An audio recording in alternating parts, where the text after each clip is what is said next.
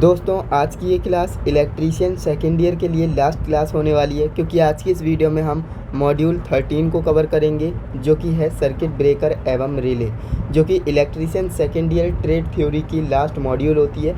And इस module में जितने भी इंपॉर्टेंट क्वेश्चंस होंगे जो कि आपके सीबीटी एग्जाम में पूछे जाते हैं, वो हम आज की इस वीडियो में कवर कर लेंगे, जिससे कि अगर इस मॉड्यूल से कोई भी क्वेश्चन आएगा तो वह आप नहीं छोड़ करके आएंगे, है ना। तो सारे क्वेश्चंस को मैं आज की इस वीडियो में कवर करने वाला हूं। एंड इसी तरह से मैंने मॉड्यूल वाइज सभी चैप्टर के मोस्ट इम्पॉर्टेंट एमसीक्यूज़ आपको बता रखे हैं। अगर आपने वीडियोस को नहीं देखा है तो इसकी प्लेलिस्ट मैंने बना रखी है। आपको करना क्या है, डिस्क्रिप्शन में जाना है या फिर चैनल के प्लेलिस्ट सेक्शन में जाएंगे तो आपको प्लेलिस्ट मिल जाएगी। ओके, तो चलिए आज की ये शानदार वीडियो शुरू करते हैं।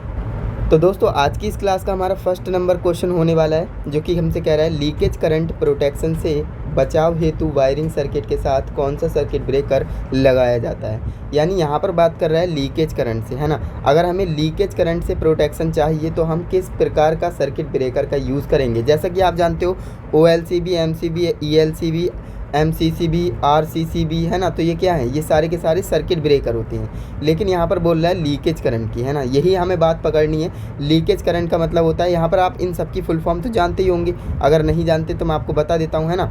तो देखिए इन चारों की फुल फॉर्म क्या होगी। इसकी फुल फॉर्म होगी ऑयल सर्किट ब्रेकर। क्या होगी? Oil circuit breaker. इसकी होगी miniature circuit breaker, miniature circuit breaker. इसकी होगी अर्थ लीकेज सर्किट ब्रेकर, अर्थ लीकेज सर्किट ब्रेकर।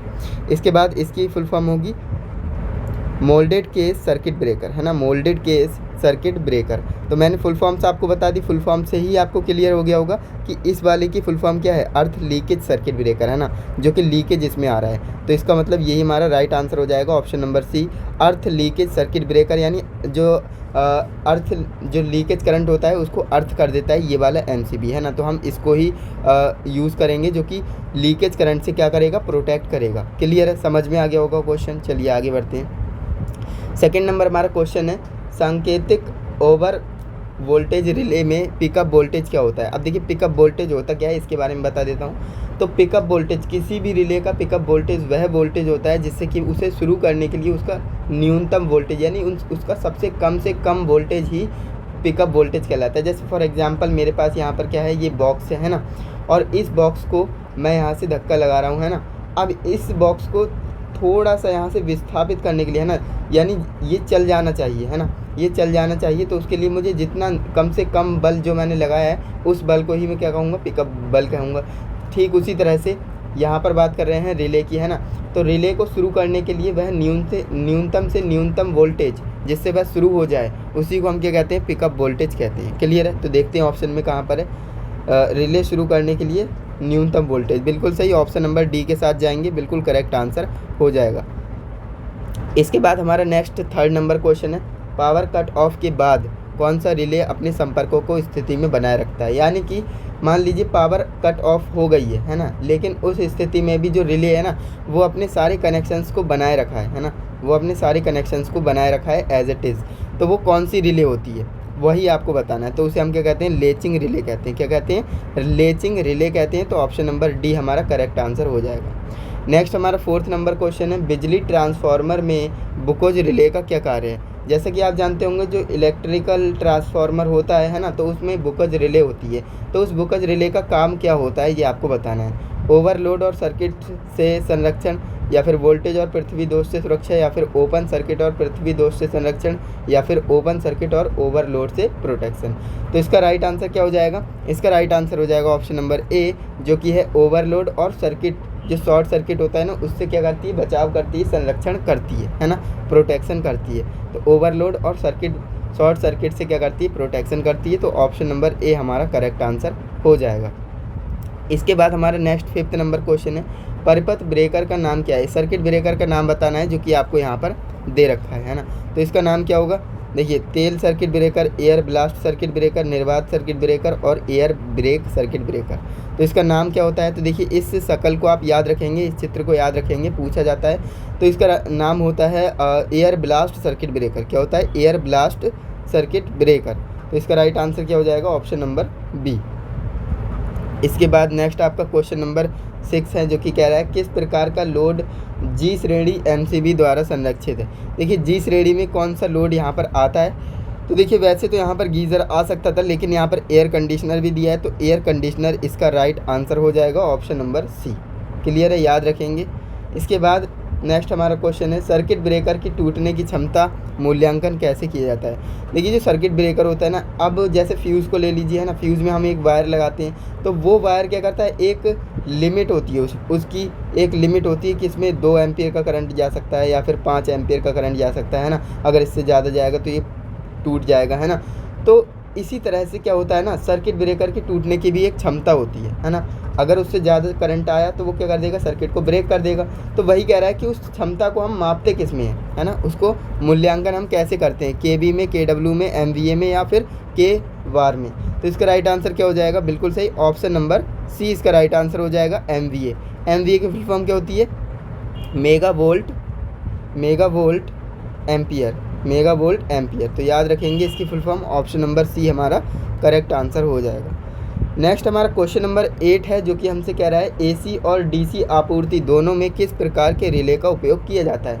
यानी एक ऐसी रिले बताइए जो एसी और डीसी दोनों में काम करे। तो ऐसी रिले को हम क्या कहते हैं, इम्पल्स रिले कहते हैं। क्या कहते हैं, इम्पल्स रिले कहते हैं। तो ऑप्शन में देख लेते हैं इम्पल्स रिले कहाँ है, ऑप्शन नंबर बी में है। तो ऑप्शन नंबर बी हमारा राइट आंसर हो जाएगा। इसी को आवेग रिले भी कहते हैं हिंदी में, याद रखेंगे। नेक्स्ट आपका 9th नंबर क्वेश्चन है, जो कि हमसे कह रहा है घरेलू वायरिंग सर्किट में स्विच और सुरक्षात्मक उपकरण के रूप में किस सर्किट ब्रेकर का उपयोग किया जाता है। यानी जो घरेलू वायरिंग होती है ना, उसमें हम स्विच या फिर प्रोटेक्शन के रूप में हम किस प्रकार के सर्किट ब्रेकर का यूज़ करते हैं। अब भाई ऐसा कोई भी बंदा नहीं है जिसके घर पे एमसीबी ना लगा हो, है ना। तो एमसीबी तो सबके घर में होता ही होता है। तो मिनिएचर सर्किट ब्रेकर यानी एमसीबी, है ना। तो ये आपका क्या हो जाएगा, राइट आंसर हो जाएगा ऑप्शन नंबर बी। तो एमसीबी को हम एज अ स्विच या फिर एज अ प्रोटेक्शन हम इसका यूज़ करते हैं घरों में, है ना। तो इसीलिए बोला जा रहा है यहाँ पर। नेक्स्ट आपका 10th नंबर क्वेश्चन है, जो कि कह रहा है यदि एक्स के रूप में चिन्हित किया गया परीक्षण बटन ईएलसीबी में स्थायी रूप से बंद है तो इसका क्या प्रभाव है। अब देखिए अगर ये बंद है, बटन ही बंद है ना, यानी कि यहाँ पर आप ध्यान से समझे तो ये मेरे पास एक फ़ैन है ना, ये मेरे पास एक फ़ैन है और यहाँ पर क्या लगा है, एक बटन लगा है ऑन ऑफ का, है ना, और ये यहाँ से कनेक्ट है। तो अगर ये स्विच मैं यहाँ पर बंद कर दूंगा, जैसे फ़ैन अगर आप ऑन करेंगे तभी तो वो चलेगा, अगर ये ऑफ़ है तो ये नहीं चलेगा, सिंपल सी बात है ना। तो यहाँ पर कह रहा है कि ये जो बटन है ना वो क्या है, बंद है ना, स्थायी रूप से बंद है। तो भाई बंद है तो क्या होगा, सर्किट रुक कर चलेगा, बिल्कुल नहीं चलेगा ही नहीं, है ना। सर्किट सामान्य रूप से चलेगा ही नहीं, है ना, पूरी तरह से बंद हो जाएगा, बिल्कुल सही।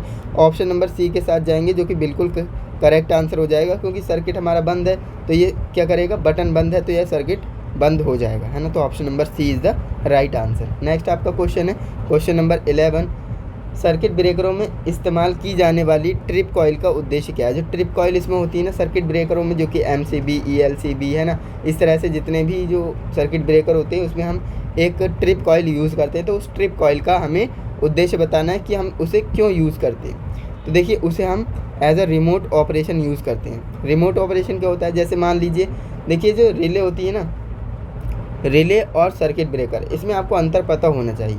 देखिए जो सर्किट ब्रेकर है, जैसे मान लीजिए यहाँ पर मैंने ये बना दी सर्किट ब्रेकर, है ना, कोई जैसे एमसीबी बना दी, और ये मेरे पास मान लीजिए एक रिले है ना, रिले है। तो रिले क्या करता है, रिले के पास जो भी करंट आता है ना, तो वो क्या करता है, जैसे मान लीजिए यहाँ पर 2 एम्पियर की क्षमता थी और यहाँ पर 5 एम्पियर का करंट आ रहा है। तो ये रिले क्या करेगा, रिले जो है इसको यानी रिले एमसीबी को सचेत कर देगा कि इससे ज़्यादा करंट आ रहा है, तुम्हारी क्षमता से ज़्यादा करंट आ रहा है, तो आप अपने सर्किट ब्रेकर को ऑफ़ कर दीजिए। यानी ये क्या है, ये एक आदेश देने का काम करता है। कैसा आदेश देने का काम करता है, यानी ऑर्डर देता है। ऑर्डर किसे देता है, ऑर्डर एमसीबी को या सर्किट ब्रेकरों को देता है ना। रिले क्या करता है, सर्किट ब्रेकर को ऑर्डर देता है, यानी आदेश देता है कि यहाँ पर ज़्यादा करंट आ चुका है, आप सर्किट ब्रेकर को बंद कर दीजिए, इस तरह से, है ना। तो यहाँ पर ये क्या हो रहा है, रिमोट ऑपरेशन हो रहा है ना, ऑपरेशन हो रहा है यहाँ पर रिमोट ऑपरेशन। तो इसलिए ऑप्शन नंबर बी यहाँ पर राइट आंसर हो जाएगा। नेक्स्ट 12 नंबर क्वेश्चन हमारा है, वायु सर्किट ब्रेकर यानी जो एयर सर्किट ब्रेकर होता है उसमें क्या दोष है अगर लोडिंग पर सर्किट रुक कर ट्रिप हो रहा है। क्या हो रहा है कि हमारा कोई लोड है ना, और लोड पर क्या हो रहा है, करंट रुक कर कभी आ रहा है, कभी जा रहा है, कभी आ रहा है, कभी जा रहा है ना, ऐसा हो रहा है। तो जो सर्किट ब्रेकर है ना, एयर सर्किट ब्रेकर, उसमें क्या फॉल्ट आ चुका है ये हमें बताना है। रिले की गलत सेटिंग, बिल्कुल सही। अगर रिले की आपने सेटिंग गलत कर रखी है ना तो ऐसा देखने को मिलता है। तो ऑप्शन नंबर ए आपका राइट आंसर हो जाएगा। नेक्स्ट आपका क्वेश्चन है, कंट्रोल सर्किट में सर्किट ब्रेकर के ब्रेकिंग ऑपरेशन के लिए किस रिले का कार्य किया जाता है ना। तो ये आपको बताना है। गलत मात्राओं को महसूस करना, ब्रेकर की स्थिति का विश्लेषण करना, गलत स्थिति में गति को नियंत्रित करना, या फिर ब्रेकर संचालित करने के लिए गलती करना। ये आपका राइट आंसर हो जाएगा। गलती की स्थिति की व्याख्या करना, बिल्कुल सही। ऑप्शन नंबर डी हमारा राइट आंसर होगा। सेकंड लास्ट क्वेश्चन हमारी इस वीडियो का, जो कि है, यदि तेल अत्यधिक गर्म हो जाए तो तेल सर्किट ब्रेकर में क्या दोष आएगा। देखिए, अगर ऑयल सर्किट ब्रेकर हमारे पास है ना, यानी OCB हमारे पास है, OCB ऑयल सर्किट ब्रेकर, अगर इसका तेल गर्म हो गया है तो क्या होगा, लाइन वोल्टेज बहुत अधिक हो जाएगा, अत्यधिक भार, खराब ठंडक ताकत, या फिर दोषपूर्ण ट्रिपिंग तंत्र। तो इसका राइट आंसर जाएगा ऑप्शन नंबर सी के साथ। इसकी जो शक्ति है ना, स्ट्रेंथ है, वो क्या हो जाएगी, पुअर हो जाएगी, है ना, कमज़ोर हो जाएगी। तो ऑप्शन नंबर सी हमारा राइट आंसर हो जाएगा। नेक्स्ट और लास्ट क्वेश्चन हमारी इस वीडियो का, जो कि हमसे कह रहा है, ट्रांसमिशन लाइन में फेज टू ग्राउंड फॉल्ट होने पर खराबी का कारण क्या है, यह हमें बताना है ना। फेज टू ग्राउंड, सबसे पहले इसका मतलब समझिए, फेज टू ग्राउंड का मतलब क्या होता है। जैसे मान लीजिए ये क्या है, मेरे पास एक पोल है ना, और यहाँ से क्या आ रहे थे, वायर आ रहे थे इस तरह से, है ना, और एक वायर क्या हुआ, टूट करके ज़मीन पर गिर गया इस तरह से, है ना, ज़मीन पर गिर गया। अब ये क्या होगा, अगर ये वायर बिना इंसुलेशन का होगा, यानी अगर इस पर इंसुलेशन नहीं होगी तो क्या होगा, यहाँ पर करंट फैल जाएगा, है ना, जैसा कि आप जानते हैं। अगर यहाँ पर इंसुलेशन इसकी अच्छी होगी, है ना, इंसुलेशन होगी, तो इस पर करंट नहीं फैलेगा, सिंपल सी बात है। तो यहाँ पर यही बोल रहा है, फेज टू ग्राउंड का मतलब क्या होता है, कोई वायर ग्राउंड में टच हो गया हो, है ना। तो इसका राइट आंसर क्या हो जाएगा, बिल्कुल सही, इंसुलेशन विफलता। अगर फेज टू ग्राउंड हो गया है तो उसकी इंसुलेशन फेलियर हो गया है, तो ऑप्शन नंबर बी इसका राइट आंसर हो जाएगा, जो कि मैंने आपको बता दिया यहाँ पर। तो इस तरह से आपने देखा, इस चैप्टर का जो मॉड्यूल नंबर 13 थी, इसके मैंने 15 MCQs कराए हैं, जो कि इसमें ज़्यादा MCQs हैं भी नहीं और इससे ज़्यादा पूछा भी नहीं जाता है। आपको करना क्या है, इन 15 MCQs को तैयार कर लेना है। अगर आप इतना करते तो इस मॉड्यूल से एक भी क्वेश्चन बाहर नहीं जाएगा, ये मैं 100% कह सकता हूँ। ओके, तो अगर आपको वीडियो अच्छी लगी तो वीडियो को लाइक और चैनल को सब्सक्राइब जरूर करें, क्योंकि आगे आने वाले वीडियोज़ में मैं आपको एम्प्लॉयबिलिटी भी पढ़ाने वाला हूँ, इंजीनियरिंग ड्राइंग भी पढ़ाने वाला हूँ, WCS भी पढ़ाने वाला हूँ, है ना। तो आपके लिए ये चैनल बहुत ज़्यादा बेनिफिट होने वाला है ना। तो इसलिए चैनल को सब्सक्राइब करके रखें और वीडियो को अपने दोस्तों के साथ भी शेयर कर दें, जिससे कि वो भी इस वीडियो को देख पाएँ और चीज़ों को समझ पाएँ। और कमेंट में बताइएगा कि आपको नेक्स्ट किस टॉपिक पर वीडियो चाहिए, है ना, तो मैं उस टॉपिक पर वीडियो लाने की कोशिश करूँगा। तो आज के लिए बस इतना ही, मिलते हैं नेक्स्ट इंटरेस्टिंग इन्फॉर्मेटिव वीडियो के साथ। तब तक के लिए जय हिंद, वंदे मातरम।